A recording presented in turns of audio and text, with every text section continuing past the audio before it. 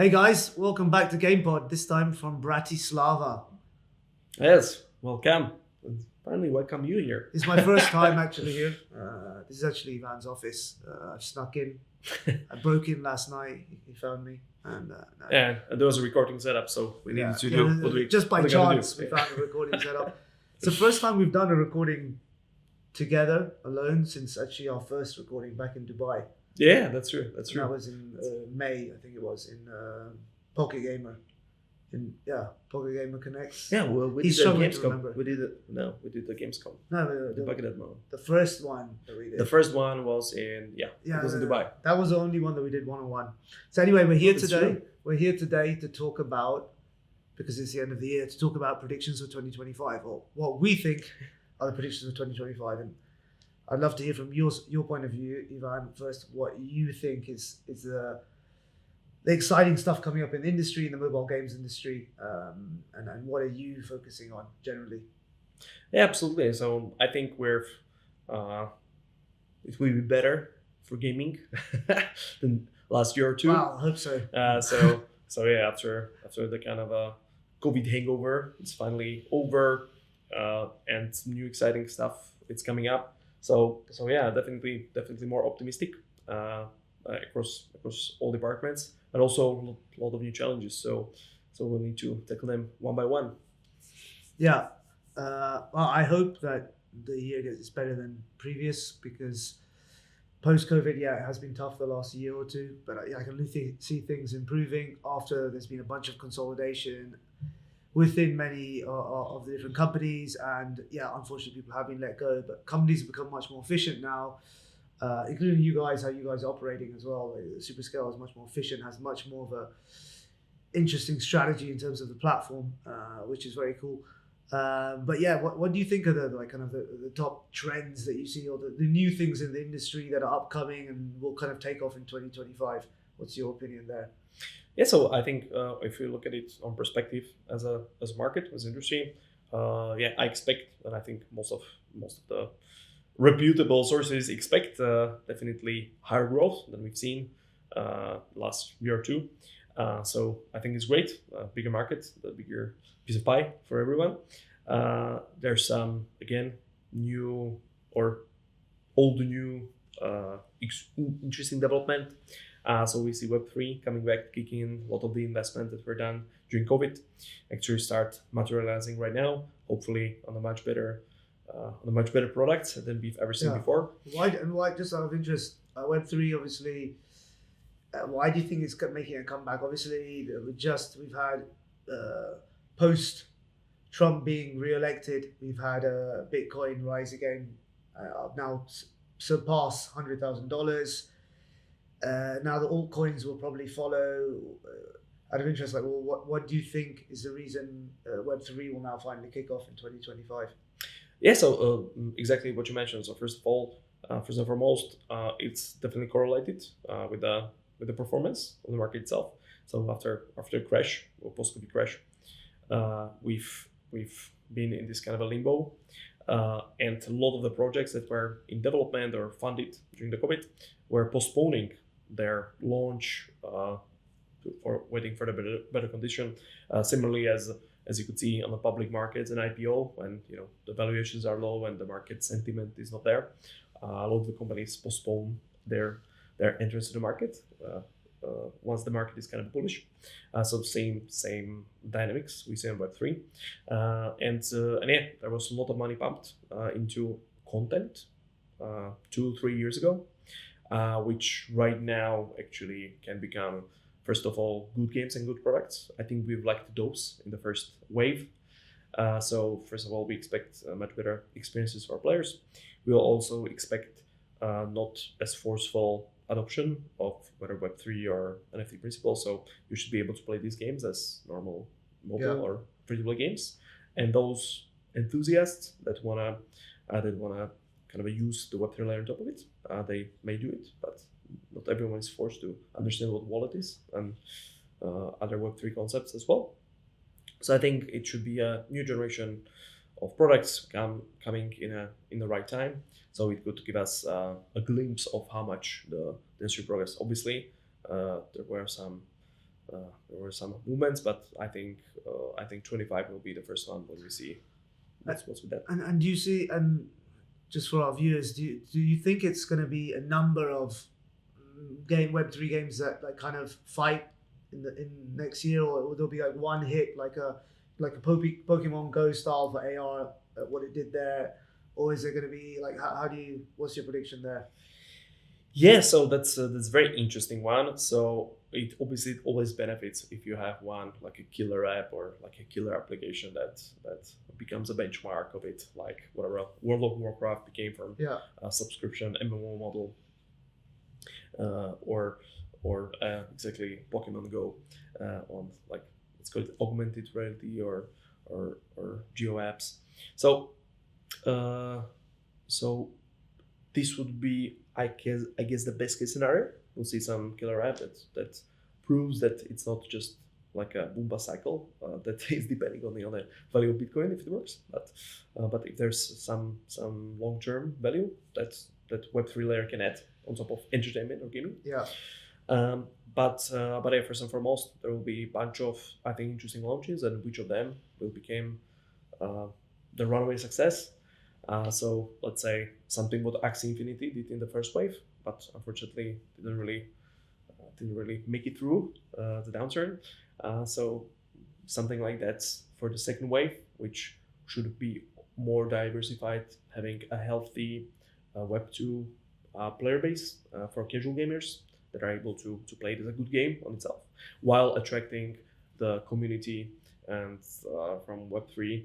I think this would be tremendous for the sector and for the whole industry. But yeah. again, that's something that's a best case scenario. I don't think it necessarily will happen in 25, but at least there will be some serious contenders coming in place. Yeah, I remains to be seen. I think at some point, crypto gaming, Web3 gaming will kind of be more prevalent. But yeah, I'm not sure it is 2025 yet. We'll have to see. And yeah, let's move on from that topic. I'll go on to the next one that I think is big, and I'm looking at a lot myself as well. Is direct to consumer, and this is particularly where publishers are not any longer seeing the purpose of paying Google and Apple fees of 30% and looking for alternate ways of publishing their games so that they do not have to give 30% of those fees away. And that's the in-app purchase fees that have been in the industry a long time. And part of the reason that is kind of happening now is because obviously there's a monopoly from Apple and Google, but there is a lot of publishers I've been hearing are very much telling me that it's the same games that have been on the top grossing charts for the last 5-10 years. Featuring is not so impactful, and they're just not getting enough out of the stores anymore, and they want to find a way to be more competitive. It's a very competitive landscape, and it's difficult to do user acquisition when you have to give 30% of your margin away, and that's obviously a big hit. So there's a lot of alternate ways that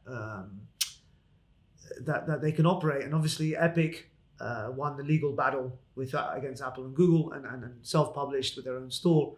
But how do you think that's gonna kind of come into fruition in 2025, Ivan? What do you have any predictions around direct to consumer?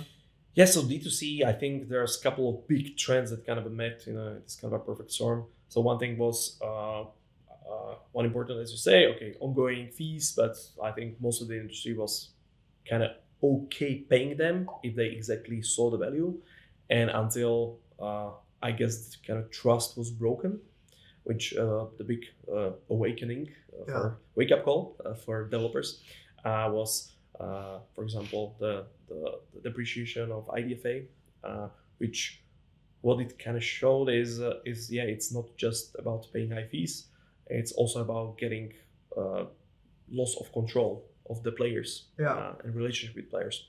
So and the way how you really run your business market, you cannot really rely on how you build up or predict the business, because at any point, if you rely on some dominant distribution platform which is able to just change the rules of the game as they see fit, to put all your eggs in your basket.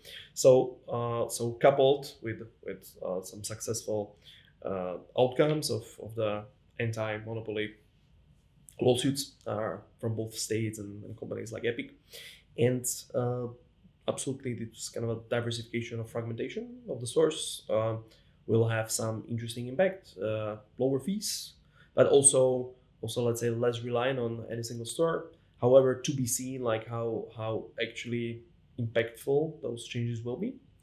But second part is decoupling the payments from Yeah. the stores themselves. So I think this is the second side of the coin, because just having more stores and more, on one hand it can look like a more competition, but how will you decide where to channel your UA and so on? It could be pretty challenging, or God forbid need to maintain many other builds with many different payment system.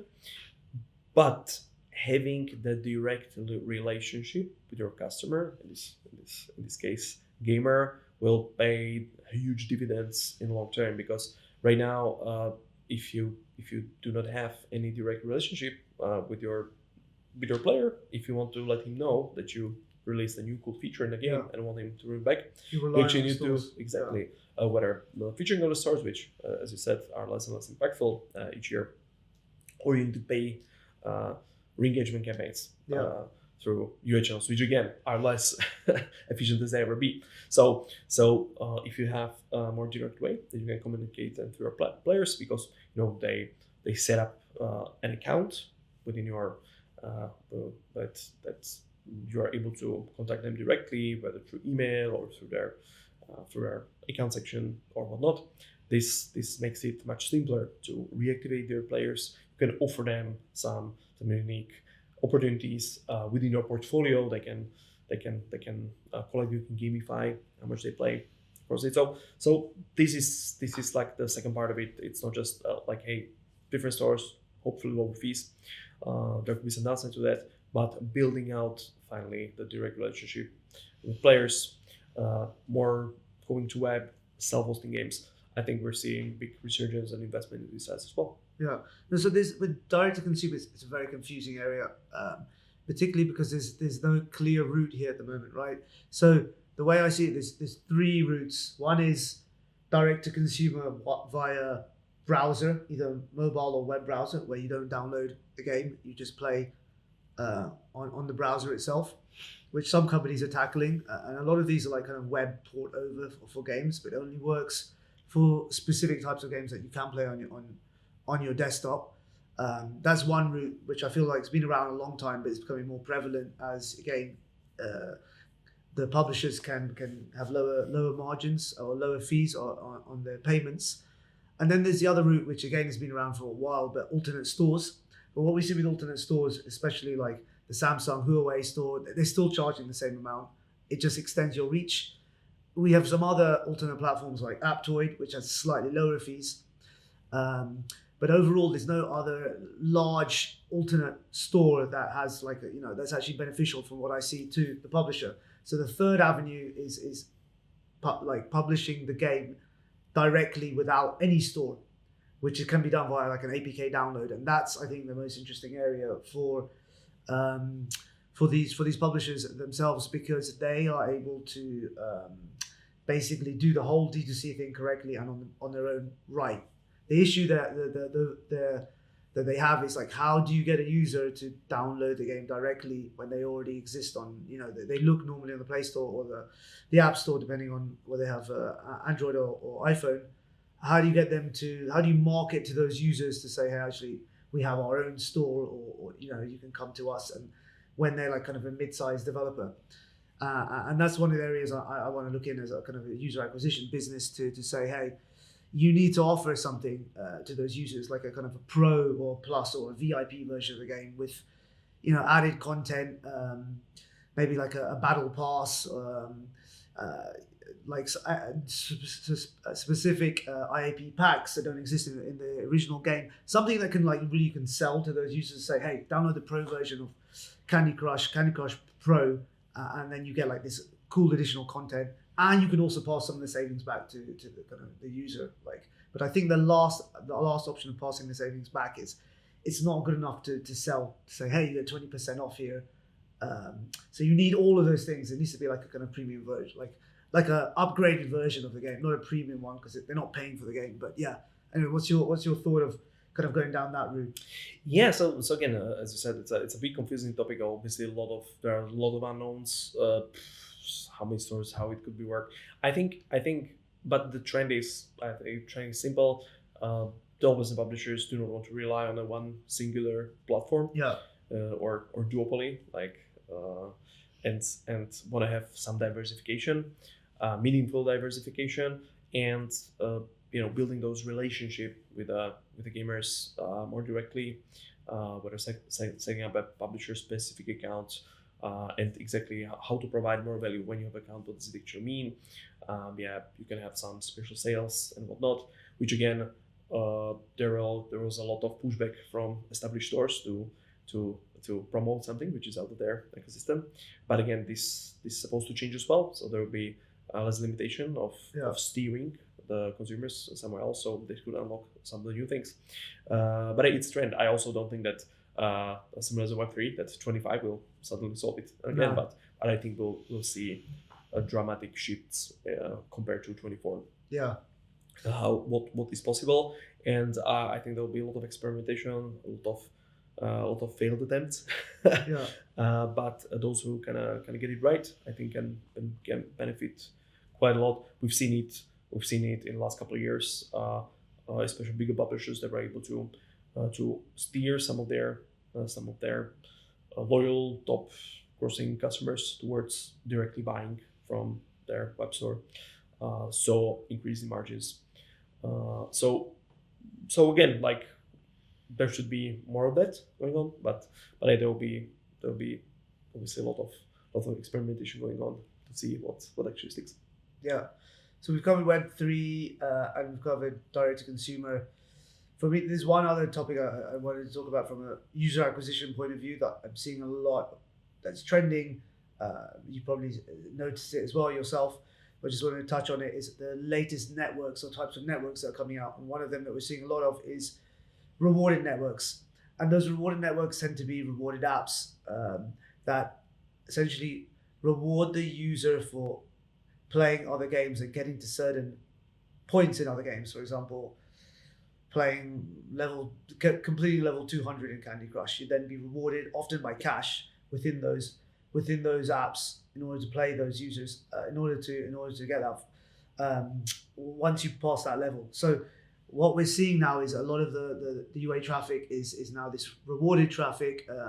There's still not a huge amount of scale there, but publishers are willing to pay higher CPIs because they're getting much more quality traffic, because it's this new form of incent traffic that isn't actually poor quality but is higher quality. And what I'm expecting in 2025 is more of these networks to appear, but also more rewarded networks to appear on alternate forms of alternate platforms, not just within app, because that's quite clunky to have to acquire users to an app and then farm them through to other publishers. I feel that there's going to be much more of a push in user acquisition towards social messaging networks. Yep. There'll be user acquisition within Telegram, WhatsApp, even Facebook Messenger, and I feel that's what the broadening of UA will start to see, as previous channels are kind of, they're being exhausted, the competition's hot, like kind of tough there.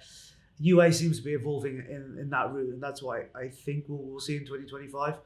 Ivan, I wonder, obviously that's UA is my area. Just from your side, is there anything you are expecting to see from a technological or data standpoint within gaming in 2025? Yeah, I'm happy that you mentioned it. Actually, there's that instant traffic. It's a little bit of echoes of Axie Infinity and the first wave of Web3 gaming, Yeah, which ultimately you necessarily didn't play the game because it was just fun, but actually you could earn something. yeah, Obviously, this traffic is not at the level of probably you cannot earn equivalent of full-time job somewhere just No. to just to the instant traffic. Yeah. But again, adding some more reliable incentives Value, basically. into the value, it's kind of it's another approach what we've seen in Web3 and try to apply it into Web2. From my side, I think the biggest possible game changer on both productivity side and how to actually get back to to the double-digit growth as a gaming industry is to utilize the new Gen AI models that are, some of them already available, but especially those ones that will be coming in 25, whether it will by OpenAI or Claude from Anthropic and other contenders, will actually bring so much more innovation, so much more value for those who can utilize them. Because so far, especially gaming, there's was mostly discussion of, hey, how can I I don't know, generate more creatives or art to cheaper, which it's okay application, but it's definitely not a game changing on the grand scale of things. From what we're seeing, especially how complex the gaming ecosystem is, and how many different sources of data, quantitative and both qualitative, you can actually feed into the LLMs and ask them to help you to solve some important business issue. The opportunities how to utilize it for incredible growth will be numerous, and this is also why basically with Superscale we really focus on adding this positioning super platform as the key enabler for this. So it's one complete business analytics platform where we not only put in all the important quantitative sources of business data from your networks, ad channels, mediation platforms, stores, telemetry from the game, and whatnot, but also qualitative data. So we can, right now, what LLMs are really good at, it's combining and understanding also qualitative data and interpreting them. So we can feed them basically roadmaps, change logs, even source codes of the games, and basically join them with the quantitative and business data. We can utilize them to help us to really focus both the product, marketing, growth, adopts, all the parts of the business in the right way, and prioritize what is the most impactful feature, what we should focus on, or what is the more impactful action that we're missing in a game to focus on. And thanks to our ecosystem play, we're also getting a lot of insights from other whether B2B providers, platforms, or studios how to do it. So this, I think, can become a game changer for many game studios and companies if they're able to take advantage of and not get stuck on some trivial application, just generating more creatives or I don't know, using translations or subscribing or this let's say this like a simple application, but actually they really embrace it and become it as part of running games business. Cool. And just to close up then, what's the future for GamePod in 2025? Do we know? Yeah, well, that one we'll need to do a short about it, as this year was started as a Sandpit sessions, but we've already have a lot of more exciting topics to discuss in 25. So we'll be enriching the content by topics which are not necessarily being explored at the right level of depth. Yeah, so I guess as Ivan mentioned, that there's a short, I didn't know about it, but there's a short coming. So this is the preview for our short, and I guess we'll preview the new content for 2025 very soon. Thanks for listening, guys, and have a happy new year from me. Yeah, and also I guess Merry Christmas. Yeah, if you have those. Take care, guys. Cheers, bye.